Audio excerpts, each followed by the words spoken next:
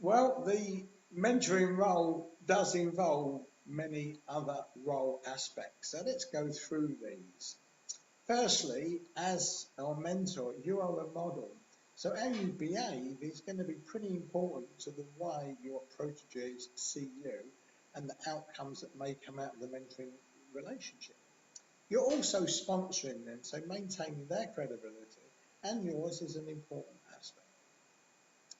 You will be asked for advice, and you can't always say, well, think of that yourself, or what do you think? So it's an important role function as well. And finally, there might be times when you need to teach. Remember, you are a teacher, and people expect that you can teach them something if there's a need for it.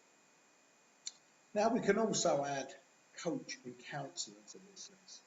And we're going to certainly see that the underpinning skills of all of these are aptly framed under the broad competence of emotional intelligence. Now, is the full Goleman model?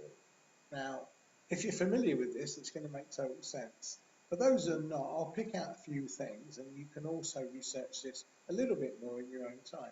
But as you can see, one dimension, recognition, is to do with awareness, and it's being aware of how our minds work in terms of how emotions can impact our thinking and behaviour. And I think we know that when we've become emotional, we sometimes say and do things we might later, when we've calmed down and our more rational brain has kicked in, regret what we've done. So emotional intelligence is very much bound up with knowing how this works.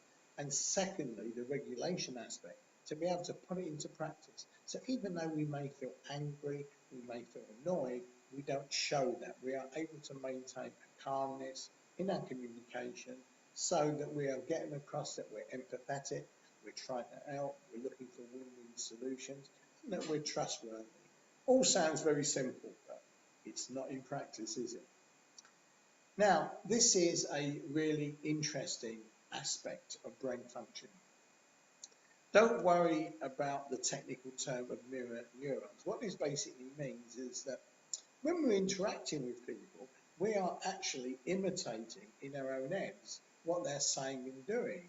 And that's why when we go to the movies sometimes and we see people sad or happy, we actually model that in our own minds and respond accordingly. I will confess I often cry in sad films. Now, big implications for how we behave as mentors and the way we treat others.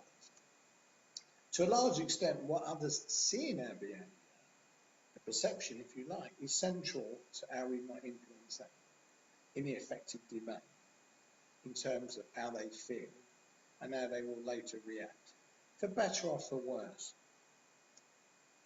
Read the last bit in green carefully, because I don't want to read it out word for word, but it's really important.